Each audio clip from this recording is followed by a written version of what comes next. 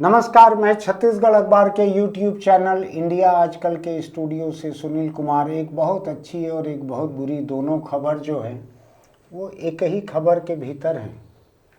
गुजरात के अहमदाबाद में 28 साल पहले 20 रुपए की रिश्वत लेते हुए एक पुलिस कांस्टेबल को पकड़ा, ऐसा वहाँ के भ्रष्टाचार निवारण एजेंसी का कहना था। मैं नहीं कह रहा। केस ये बनाया कि 20 रुपए रिश्वत ले रहा था पुलिस कांस्टेबल 28 साल पहले। आप समझ गए ना, अभी 2026 चल रहा है, शायद 98 वगैरह के आसपास की बात होगी। 28 साल बाद अभी वो अदालत से बरी हुआ। 20 रुपए रिश्वत का केस। मैं ये नहीं कहता कि 20 रुपए की रिश्वत छोटी रिश्वत होती है, रिश्वत नहीं होती है। 28 साल के इस मुकदमे में कितना पैसा सरकार का खर्च हुआ होगा, अदालत का, बाबू का, गवाह का, शिकायतकर्ता का, इस सिपाही का, कितने बार आए होंगे अदालत, कितना कागज लगा होगा, कितने समन जारी हुए होंगे, समन को पुलिस ने पहुंचाया होगा, इतने तारीख को पेशी है, आ जाना।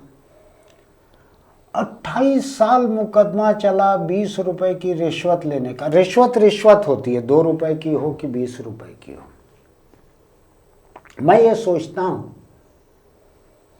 बहुत जटिल मामला भी नहीं था, सरकारी एजेंसी ने पकड़ा था, कोई शिकायत विकायत बात की नहीं है, कोई ऐसा केस नहीं है जो सरकारी एजेंसी से परे का हो। एसीबी, एंटी करप्शन ब्यूरो ने केस दर्ज किया, पकड़ लिया उसको 20 रुपए लेते हुए। ये मामला कितने दिन चलना चाहिए आपके हिसाब से? देश का कितना पैसा इसमें लगना चाहिए, कुछ अंदाज है आपको? एक बनिया बुद्धि वाला कोई रहता ना, व्यापारी बुद्धि वाला। अभी बनियों के अलावा भी लोग व्यापार करते हैं, लेकिन मैं सभी व्यापारियों को बनिया मानकर ये वो अनिल अंबानी को अलग रख रहा हूं मैं। आप कहेंगे अनिल अंबानी को अलग क्यों रख रहा हूं? क्योंकि अभी अमेरिका में जो एप्स्टीन फाइलें जो आई हैं उसमें ईमेल आया है। एप्स्टीन जो है उसने अनिल अंबानी को ईमेल किया, आओ यहाँ पे अपन बात करेंगे। उस वक्त तक वो पकड़ा जा चुका था, पीडोफाइल है, पकड़ में आ चुका था, मामले चल रहे थे, मुकदमे चल रहे थे।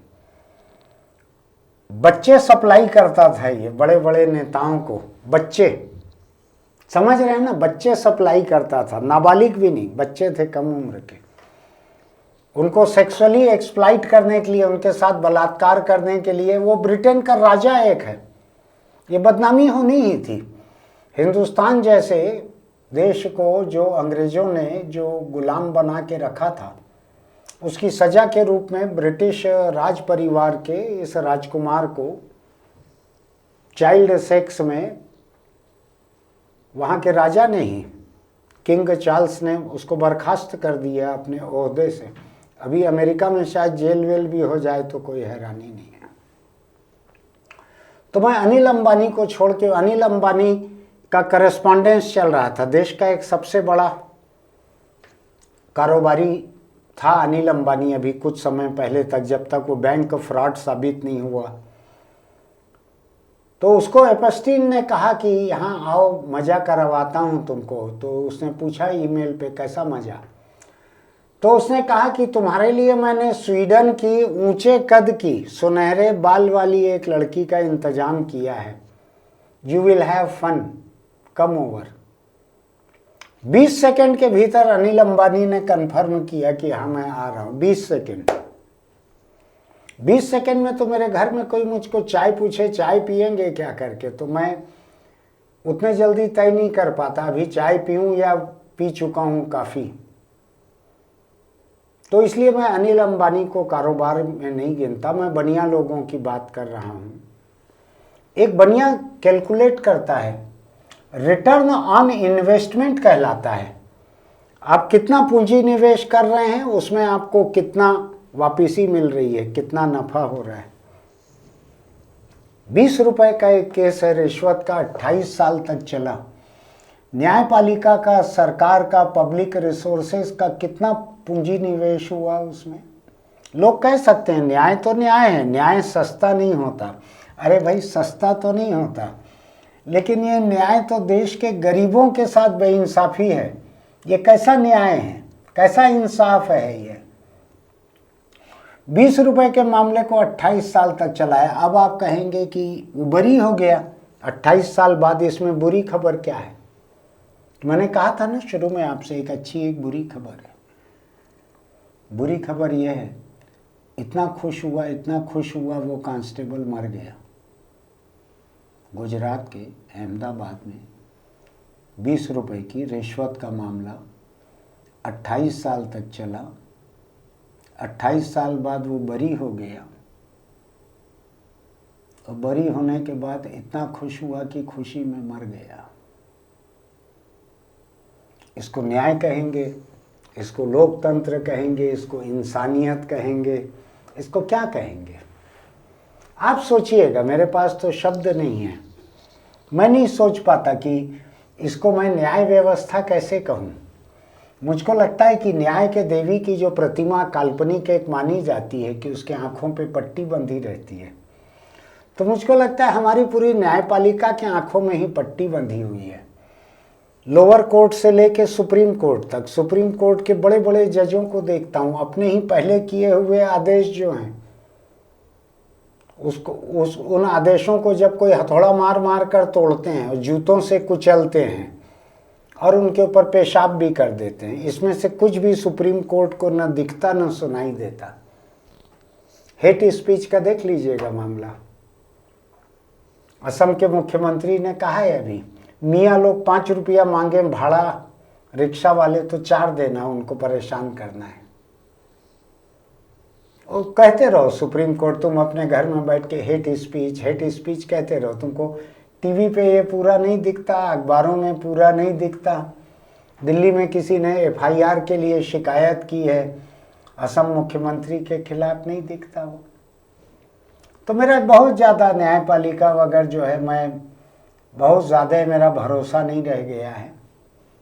बीच बीच में उनको लगता है कि अपनी निष्पक्षता दिखानी है, अपना दमखम दिखाना है, कोई आदेश कर देते हैं, बहुत सुरक्षित निशाना लगाते हैं।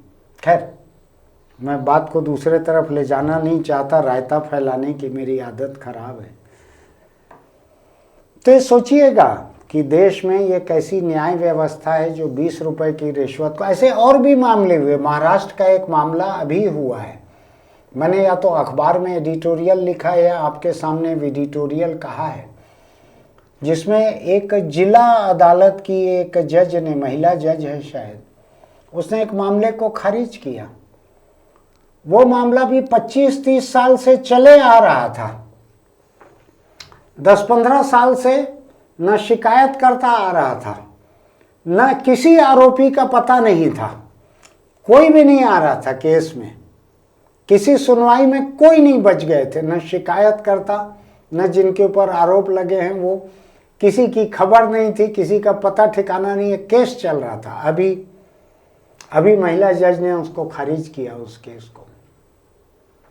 मुझको लगता है कि भारत की न्यायपालिका का डिजिटलीकरण करके इसको AI के हवाले कर देना चाहिए कि हे आर्टिफिशियल इंटेलिजेंस प्रभु, आप ही बता दीजिए कि कौन कौन से मामले को ख़त्म कर देना जनता के हित में है। जिसने 20 रुपए की शिकायत की होगी कि मेरे से रिश्वत ले रहा और पकड़ा भी दिया उससे, मैं उसको तोहमत नहीं दे रहा हूँ, हर एक का हक है रिश्वत के खिलाफ शिकायत करना। लेकिन आपको लगता है 28 साल तक उसकी भी दिलचस्पी बची होगी सजा दिलाने में? कितना पड़ता है किसी भी व्यक्ति को अगर आधा दिन अदालत में जाकर खड़ा रहना पड़े तो? सोचिएगा न्याय व्यवस्था के बारे में। ये न्याय व्यवस्था है कि अन्याय व्यवस्था है? इसका डिजिटलीकरण क्यों नहीं होता? इसमें AI का इस्तेमाल क्यों नहीं होता? जेल और कोर्ट के बीच में वीडियो सुनवाई क्यों नहीं होती? जो गरीब विचाराधीन कैदी हैं उनकी जल्दी रिहाई क्यों नहीं होती? सुप्रीम कोर्ट बार बार बोल चुका है, ये भी बोल चुका है कि जेल के अधिकारी जो हैं वो जिम्मेदार रहेंगे अगर गरीब को रिहा नहीं करवाया तो। कुछ नहीं होता, आप देखिएगा, पता लगाइएगा, सब ज्यों का त्यों चलता है। हालत ये है, कोर्ट ने फैसला दिया, ये बाइज्जत बरी, उसको महीनों तक रिहा नहीं करते, हक्का बक्का रह गया कोर्ट।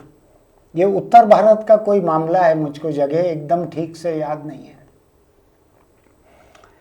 सोचिएगा, मैं और आप अगर नहीं सोचेंगे, मैं और आप असुविधाजनक सवाल नहीं उठाएंगे, सोशल मीडिया पर नहीं लिखेंगे, तो व्यवस्था नहीं सुधरेगी।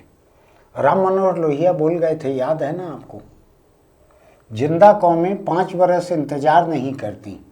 तो मैं 5 बरस केवल सरकार को पलटने के लिए नहीं कह रहा हूं, मैं ऐसे गैर जरूरी मामलों का 5 बरस अदालत में चलने के खिलाफ बोल रहा हूं, जो 28 साल बाद छूटा, 28 साल बाद बरी हुआ, खुशी के मारे मर गया। इसमें मैं क्या करूं?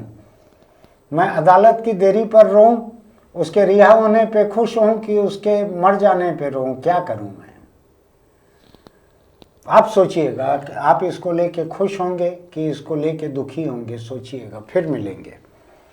इस लिंक को भेजिएगा अपने दोस्तों को भी, देश की न्यायपालिका की हालत उनको भी पता रहना चाहिए, क्योंकि हम सबको इसी न्यायपालिका के साये में जीना है। किसी दिन आप शिकायत लेके वहां जाएंगे, आपके खिलाफ शिकायत रहेगी, तो आप समन पाके जाएंगे वहां पर।